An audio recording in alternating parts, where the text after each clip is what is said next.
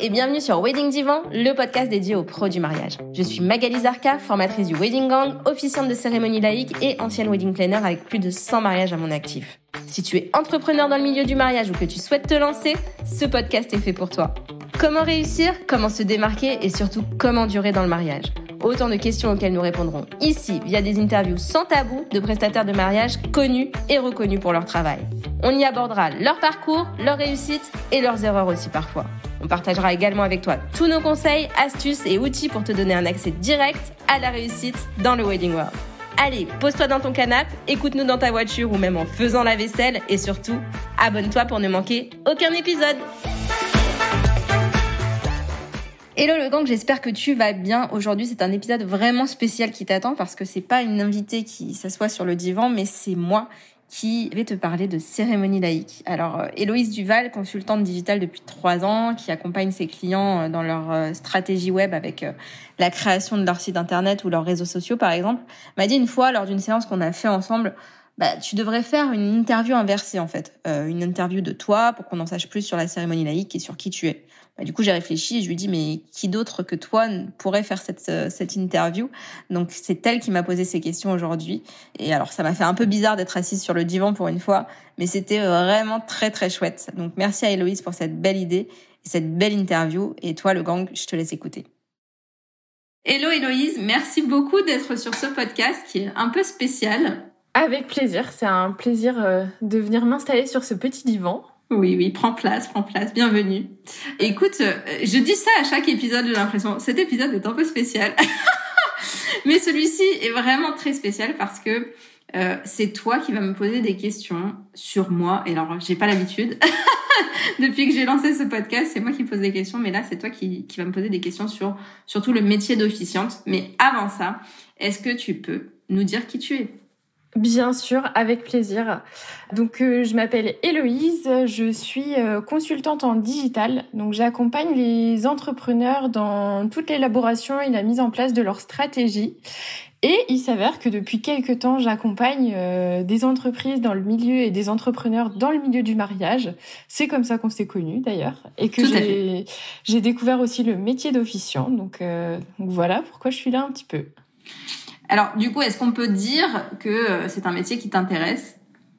Oui, tout à fait. C'est un métier qui m'intéresse parce que je trouve que ça se rapproche du mien, dans le sens où moi, j'écris les histoires des entreprises et là, c'est écrire et communiquer une belle histoire d'amour. Donc, on peut le dire, j'ai eu un petit coup de cœur pour ce métier. Eh ben parfait. Du coup, je pense que tes questions vont être très pertinentes pour celles et ceux qui veulent se lancer dans ce métier-là. Donc, allons-y. Commençons par ta première question. On se lance dans le grand bain. Alors, moi, ma toute première question, c'est que c'est un métier qui est assez récent finalement et peu connu. Qu'est-ce qui, toi, t'a amené à te lancer dans ce métier à cette période où finalement il était vraiment inconnu du grand public ? Alors, on va faire un petit retour en arrière en 2012. Mon Dieu, que c'est vieux. Alors, en 2012, en fait, moi, je me suis mariée. Et je me lançais aussi dans le wedding planning. Alors c'est un métier que je voulais faire bien avant de me marier parce que j'avais fait quand j'étais en stage de BTS, j'avais fait un stage à Chypre dans un hôtel qui faisait plein de mariages chypriotes. Et du coup, j'avais fait mon rapport de stage sur le mariage chypriote parce que c'était complètement différent du mariage français. En fait, on invite tout le pays, peut-être pas tout le pays, mais tout le village, genre 1000 personnes, quoi. 1000 personnes à un mariage. Il y a des petits loukoums qui sont servis que pour ce mariage-là, enfin, pour cet événement-là, etc. Donc, c'est hyper intéressant. Donc, du coup, j'avais fait mon rapport de stage là-dessus et je m'étais dit, c'est quand même un moment super sympa. Et du coup, j'avais toujours ce petit truc dans ma tête. Et en fait, du coup, j'ai lancé ma boîte et je me suis mariée. Et en fait, je voulais pas me marier ni à l'église parce que du coup, moi, je suis pas du tout catholique. Et mon ex-mari était catholique, baptisé, mais pas du tout pratiquant. Et moi, du coup, mon père était juif et ma mère protestante. Donc, du coup, un bon gros bazar. Pas très pratique pour la cérémonie. Pas très pratique, mais du coup, après, la religion juive a toujours été un petit peu présente en moi Et même sans l'être, parce que je suis complètement agnostique, la culture juive est très importante pour moi et très belle, je trouve. Donc du coup, j'ai découvert par hasard les cérémonies laïques en me mariant, et je me suis dit, tiens, est-ce qu'on pourrait pas faire une cérémonie comme ça avec des discours. Enfin, on l'a fait officier par mon ex-beau-frère, et on a fait des discours d'amis, etc.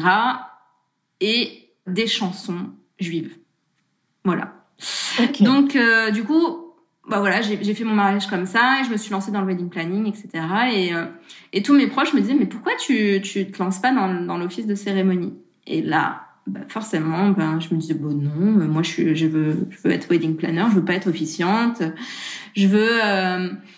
Puis il y a des gens. Alors à l'époque, j'avais une très bonne amie à moi qui s'appelle Nolwenn, qui était officiante, qui s'est lancée un tout petit peu après moi, et du coup qui sait ça très très bien. Et du coup, je me disais, il y a des gens qui font ça très bien, donc moi pourquoi je ferais ça? Tu vois, le petit syndrome de l'imposteur qui se commençait à pointer du nez. Et du coup, non, pendant 1 an, j'ai pas fait. Et puis après, j'ai eu des demandes. Donc du coup, je me suis. Pour le coup, quand j'ai fait la formation de wedding planner, j'ai fait une mini formation officiante, mais qui franchement m'a pas forcément convenue, parce qu'elle était très, on va dire, holistique, un peu, tu vois, un peu mystique. Je sais pas comment dire ça, mais donc du coup, j'ai complètement inventé mon métier, si tu veux. Ça n'existait pas à l'époque. Il y avait peut-être 5 officiants dans la France entière. Dans toute la France. Et donc, j'ai fait. Il y avait. J'ai oublié leur nom, mais je crois que c'était A2 maintenant, qui était déjà là à l'époque et qui avait bien quand même travaillé le truc. Mais voilà, donc du coup je me suis renseignée comme ça, j'ai regardé un petit peu ce qui se passait aux États-Unis, et puis j'ai commencé le métier d'officiante comme ça. Sur le tas. Ouais. Et j'ai inventé mes propres questionnaires. J'en ai 8 aujourd'hui, donc je pense que je suis l'officiante avec le plus de questionnaires dans la vie. Mais voilà, et ma façon de travailler, et qui en fait change encore tous les jours. Tous les jours. Ça évolue à chaque fois que tu rencontres tes mariés ça évolue aussi avec moi, avec ma façon de voir les choses, avec mes outils, parce que là, comme tu le sais, je travaille avec Wedding Plan pour améliorer mon expérience client et ma productivité, parce que aujourd'hui, je travaillais encore avec des Word, des Google Drive, des Google Sheet, tous des trucs. Google Form. Google Form. Non, Google Form non, parce que, je l'ai essayé une fois, ça a bugué trop et j'ai pas aimé. Alors, à un moment donné, j'avais aussi mes questionnaires sur mon site, ça marchait bien, mais du coup, j'ai changé de graphiste, de web designer, et du coup, j'ai pas retrouvé quelqu'un qui savait faire les questionnaires comme j'avais avant. Donc voilà ce que je fais avec Weber là aujourd'hui. Je pense que ça va me faire gagner un temps fou, et aussi améliorer l'expérience client de mes mariés.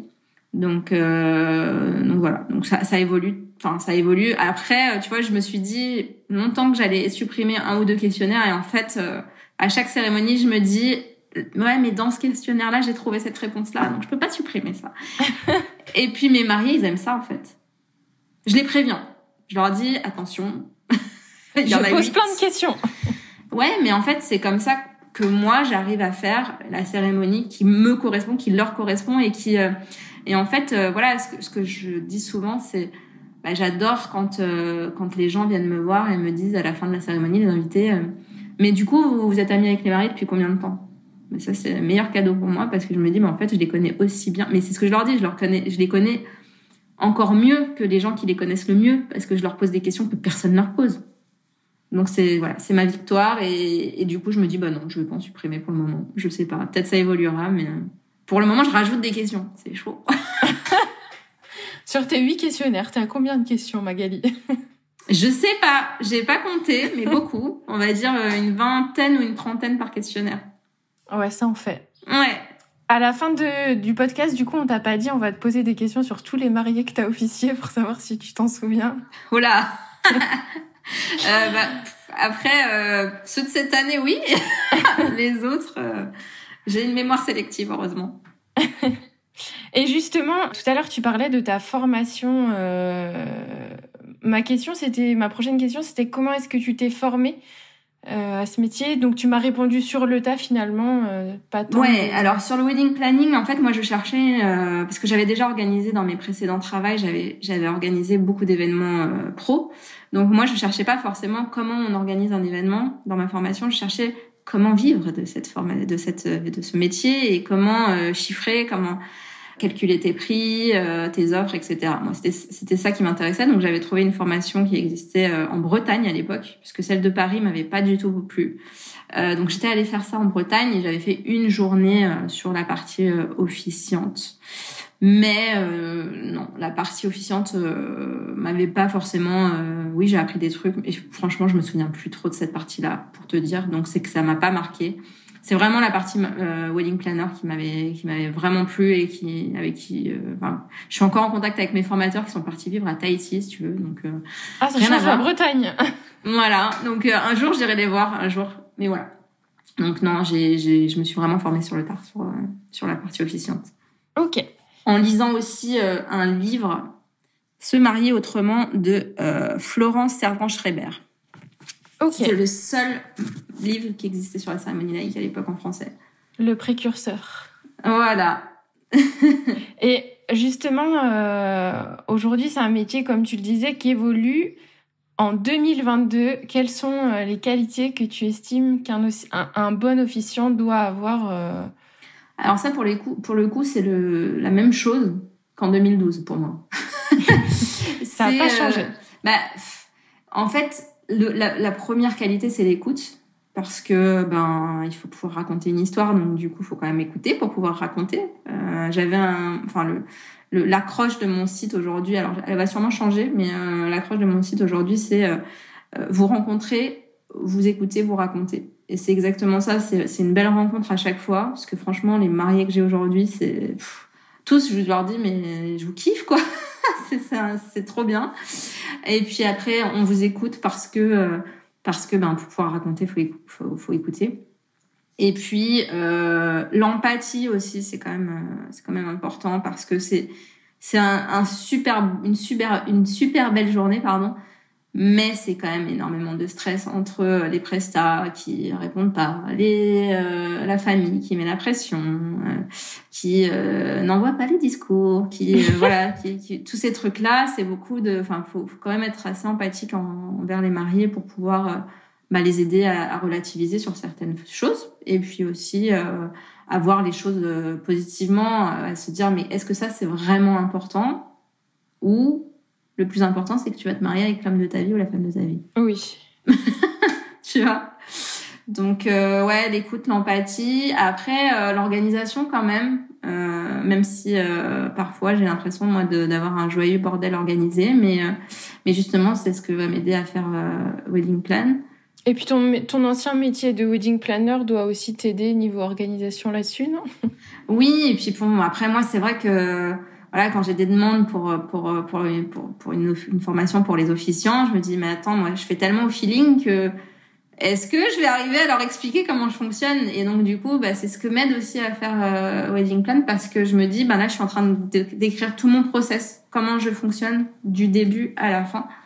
Et du coup, c'est vrai que il faut quand même un minimum d'organisation et comme tu disais, oui, le métier de wedding planner, du coup, après, j'ai 100 mariages derrière moi aussi, donc ça m'aide aussi à être plus facilement, trouver plus facilement la façon dont je vais faire, donc je vais adapter la cérémonie, donc je vais faire des changements et puis aussi envoyer des informations aux prestats pour que eux, même s'ils se disent oui, bon, c'est un déroulé normal, il n'y a pas de truc de fou, au moins ils savent que justement il n'y a pas de truc de fou et qu'ils vont pas s'attendre à une surprise le jour J. Oui. C'est ça, en fait. C'est bien briefer les intervenants, bien briefer les prestataires pour que le jour J, tu fais tout se déroule. Et c'est terminé, quoi. Et après, tu prends l'apéro avec les mariés. Alors ça, c'est l'avantage d'être officiant. C'est-à-dire que tu n'es plus wedding planner et donc du coup, tu regardes la wedding planner qui est en train de je ne sais pas quoi. Alors souvent, c'est porter les chaises après la cérémonie. Et là, tu te dis, mais plus jamais de la vie, je ferai ça. Pardon, les wedding planners, mais sinon, les traiteurs font ça très bien. Ils sont beaucoup plus nombreux que les wedding planners. Enfin bref. Donc voilà, quoi. Mais c'est vrai que moi, personnellement, je pense que je ne serai plus wedding planner. Cette époque est révolue. Mais j'ai adoré le faire. Mais aujourd'hui, voilà, je suis très très bien dans mon rôle d'officiante et de formatrice en devenir. Ouais, quand tu parlais de ta formation tout à l'heure, je me suis dit, tiens, ça me fait penser à une formation, de ta formation en Bretagne. Oui.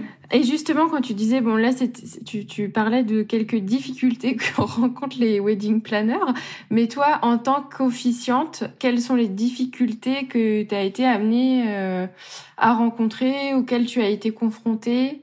Est-ce que c'est des difficultés qui reviennent ou finalement, est-ce que des fois, c'est juste un... Alors, la plus grande difficulté qui revient tout le temps à tous les mariages, c'est de récupérer les discours des intervenants. Parce que c'est gentil, monsieur et madame, enfin messieurs et madame, mesdames d'ailleurs, ne se rendent pas compte que, en fait, c'est un travail et que on fait pas ça...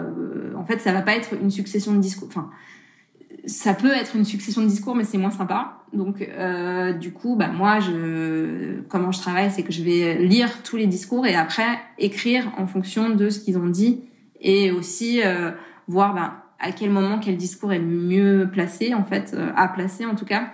Et du coup, voilà, moi, tant que j'ai pas tous les discours, j'ai beaucoup de mal à m'y mettre. Alors, je suis aussi quelqu'un qui travaille beaucoup mieux dans le rush, mais quand même, j'aime bien avoir les discours, les vœux et etc. Tous les éléments pour pouvoir écrire la meilleure cérémonie qui soit. Et j'avoue que les discours des intervenants, c'est souvent le plus difficile à récupérer parce que ils se rendent pas compte que ça va un impact pour moi, quoi. Même si je leur dis dans le message que je leur fais. Donc, pareil, je pense que j'en parle beaucoup de Wedding Plan aujourd'hui, il va se dire, ouais, super, c'est une pub pour Wedding Plan, pas du tout. Ce contenu est sponsorisé. Pas du tout sponsorisé, mais vraiment, enfin, voilà, le fait de pouvoir lire, voir que la personne a lu mon message, par exemple, les prestataires aussi me répondent rarement quand je dis, voilà, le déroulé de la cérémonie, merci de me confirmer par retour de mail que vous avez bien reçu. Je suis obligée de les appeler pour savoir s'ils ont bien reçu. Oui, j'ai bien reçu. Ah, dis-le. Voilà. Donc, c'est la plus grande difficulté. Après, bon, il y a toujours du stress le jour J parce que tu parles devant tout le monde et que c'est pas forcément quelque chose qui est naturel pour moi, qui suis une grande timide à la base. On dirait peut-être pas comme ça. Non. Non, mais quand j'étais petite, je réponds. Enfin, quand j'étais petite, en fait, à partir du collège, j'ai commencé à être vraiment très très timide et je répondais par oui ou par non quand on me posait une question, mais c'est tout, quoi. Ça a bien changé. Pas tant que ça, en fait. C'est-à-dire que je me suis mis beaucoup de coups de pied aux fesses, en fait, pour en être là aujourd'hui. Et en fait, je me rends compte que de parler et d'échanger avec les gens, ça m'a tellement apporté dans la vie que, en fait, je me dis, mets-toi des coups de pied aux fesses, comme ça, au cul, j'allais dire, allez, au cul. Et puis, on y va, on n'a pas peur. On y va. Et ouais, mais toi, dans la tête, pense au pourquoi, en fait. Pense pourquoi tu le fais. Et que ça vaut le coup à chaque fois, finalement. Oui. Comme je disais, ce podcast, par exemple, c'est une mine d'or pour moi, alors que bon, il faut quand même que je me mette en avant, que je mette ma voix, voilà. Et moi, j'entends que tu tournes des réels. Que je tourne des réels. Mais moi, j'entends que les défauts et je vois que les défauts, hein. Mais je me dis, écoute, voilà, c'est pas grave. Fait est mieux que parfait. Le mieux est l'ennemi du bien. Vas-y. Non, c'est pas grave. Mais oui, et puis il y a que toi qui entends les que défauts. Sinon, les gens, ils s'amuseraient pas à écouter le podcast juste pour dire « Ah, t'as vu ce qu'elle a dit là ?» C'est ça. Et justement, quelle est l'anecdote la plus drôle ou en tout cas, est-ce que t'as eu une demande complètement loufoque sur un des mariages auquel t'as officié ou un truc qui est arrivé pendant la cérémonie vraiment qui est... J'ai deux anecdotes. Alors la première, c'est celle d'Emilio et Alan, où en fait, Emilio a travaillé dans des cabarets et Alan est pianiste-chanteur. Donc, ils ont beaucoup d'amis qui travaillent dans le show, dans le musical, dans des trucs comme ça, ou dans le lyrique, tu vois, des gens qui chantent, qui dansent, qui machin. Et du coup, Emilio m'a dit, écoute, j'aimerais bien que tu fasses... que 5-6 amis à nous chantent pendant la cérémonie, donc une personne à l'entrée, une personne pour les vœux, une personne pour la rencontre, etc. Et j'aimerais bien que ça soit fluide, en fait. Que tu dises pas juste, bon, maintenant, c'est machin qui va chanter, tu vois. Je dis, ok, donc tu veux une comédie musicale, quoi. Il m'a dit, mais voilà, c'est ça. Je lui ai dit, d'accord, très bien. Donc tout ça en anglais et en français, bien évidemment, parce que sinon, c'est pas drôle. Donc tu t'es mise à chanter? Eh ben oui. J'ai chanté. C'est vrai? Ouais. Alors, il faut savoir que c'est une de mes passions. Donc, ah oui, ça aide. Ça aide. Et puis, il m'avait entendu chanter. Alors, il me demandait, enfin, il me disait, mais t'es sûre que tu veux pas chanter pour notre mariage? Non, je ne veux pas chanter pour votre mariage. Et en fait, j'ai chanté peut-être 30 secondes et j'ai très mal chanté pour le coup parce que j'avais une pression d'enfer. Mais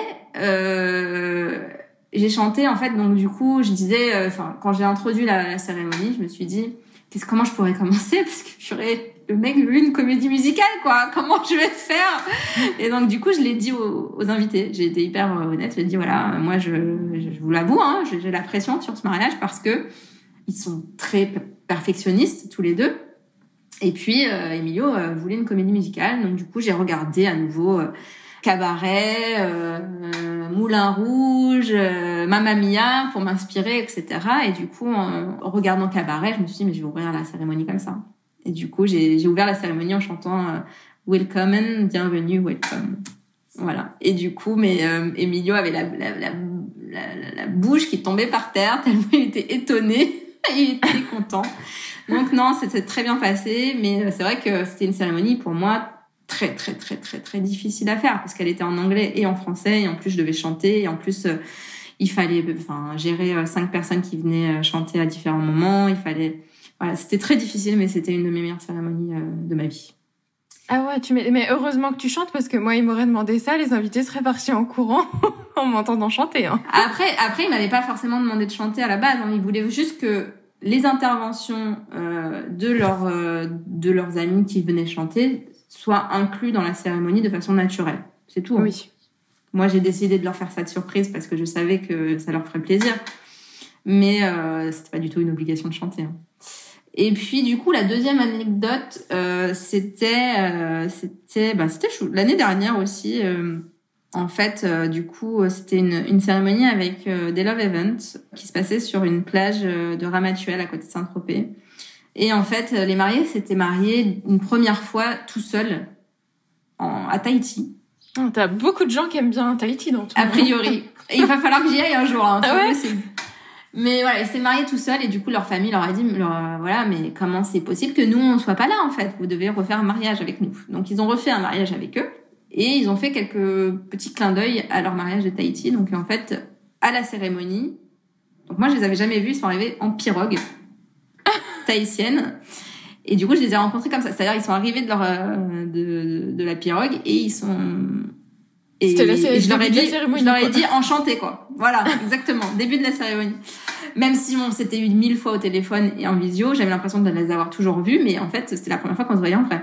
Et du coup, en fait, donc ils arrivent en pirogue et moi normalement, avant la cérémonie, je demande d'avoir toutes les personnes qui vont faire un discours. Et là, voilà, c'était encore un groupe d'amis qui n'a pas voulu m'envoyer leur discours. Donc ça, c'est terminé. Je le dis, c'est terminé. Futur marié, écoutez bien ce podcast. Non mais franchement, moi, si on m'envoie pas le discours, ça fait pas partie de la cérémonie. C'est pas grave, ça ira au dîner, à ce que vous voulez, mais non, en fait. Parce que du coup, donc un groupe d'amis, donc je ne sais pas qui va faire le discours avant le jour J. On me dit non, vous n'aurez pas le discours parce qu'on sait très bien faire, on n'a pas besoin de vous, mais c'est pas ce que je demande en fait, tu vois. Je vais pas vous conseiller là-dessus, c'est juste que j'en ai besoin. Je peux conseiller, je peux dire là il y a des choses qui vont pas les mariés, alors s'il y a des sujets tabous hein, chez les mariés parfois je me souviens d'un couple qui est un couple recomposé qui avait déjà des enfants l'un et l'autre et qui voulait faire un enfant ensemble et elle était à sa 3e fausse couche. Elle m'a dit si on me parle de bébé je vais pleurer, donc il faut l'enlever si tu reçois un truc là-dessus. Et effectivement quelqu'un avait parlé de ça, donc j'ai enlevé cette partie-là. Tu vois, c'est des choses qu'on peut faire. Oui.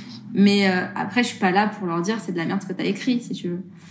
Mais du coup, donc là, groupe de 10 amis, je ne sais pas qui va faire le discours. Donc je vais voir la dame que j'ai eue au téléphone, charmante au demeurant, mais elle m'a quand même dit que je pouvais aller me faire voir et que j'aurais pas le discours.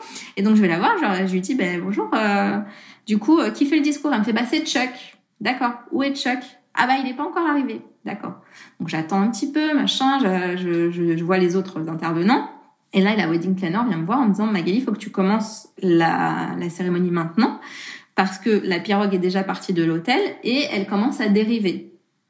Donc, t'as pas le choix, c'est maintenant. Donc, je commence la cérémonie, j'avance. Et là, du coup, je dis, j'appelle Chuck. Et Chuck n'était toujours pas arrivé. Ah, punaise.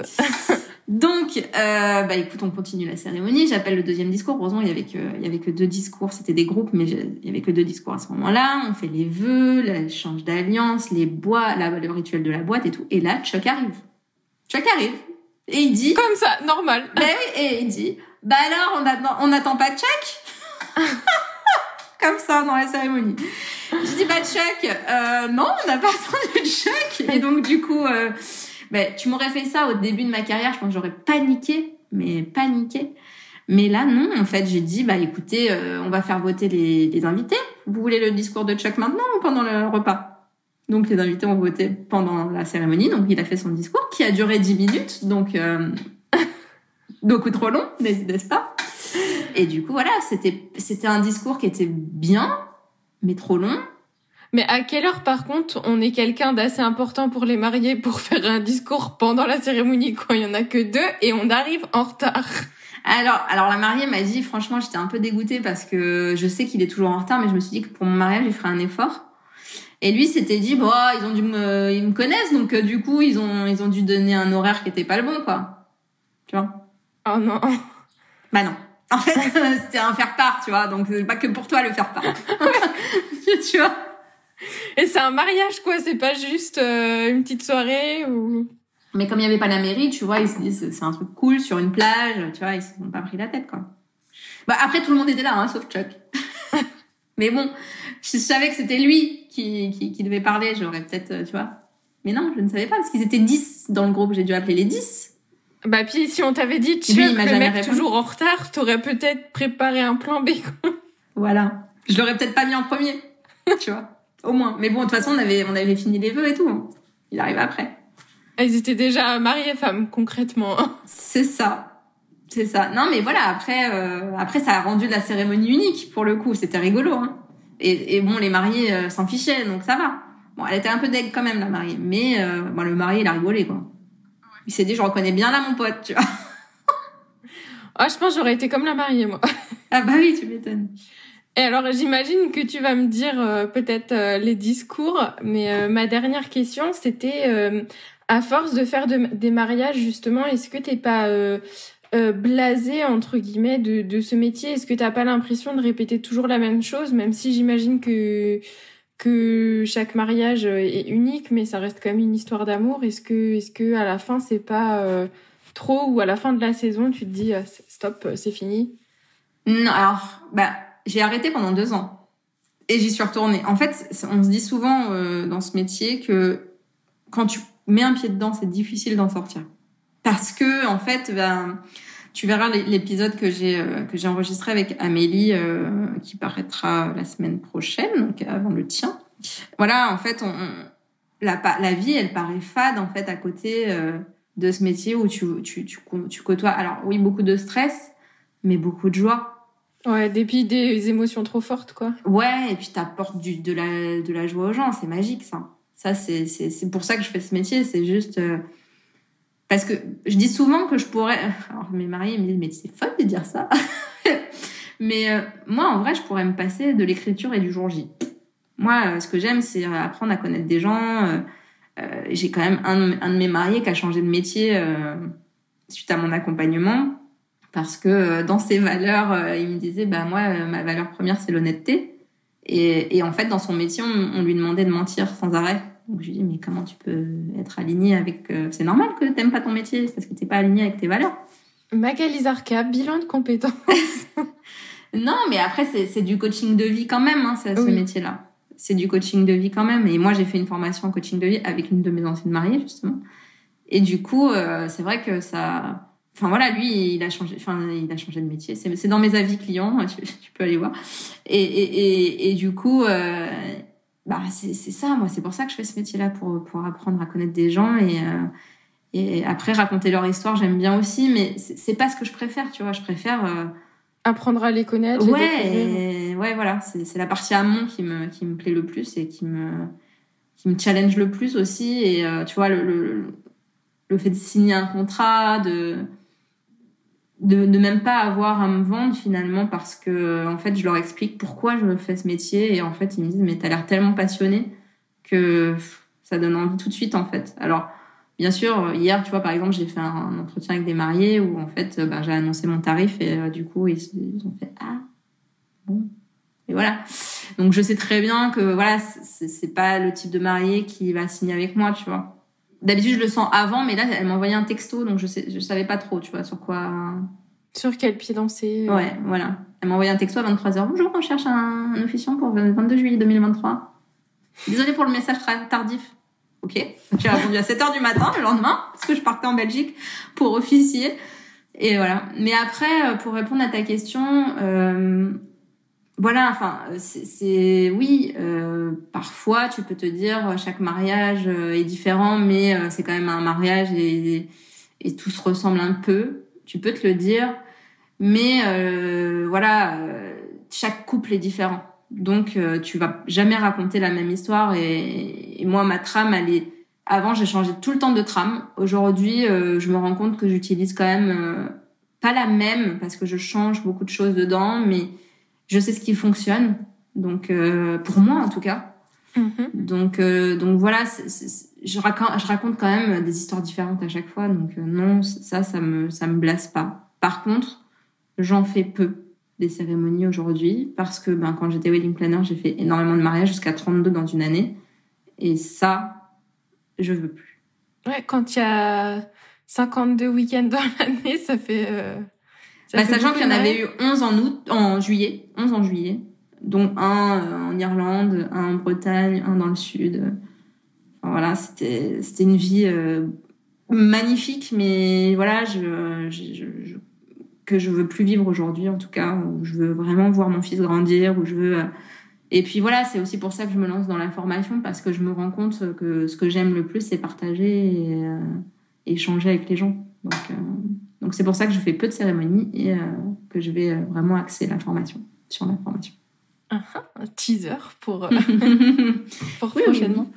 Tout à fait. Tenez-vous prêts parce que ça va dépoter un peu. Enfin, j'espère. J'ai pas de doute là-dessus. Ouais.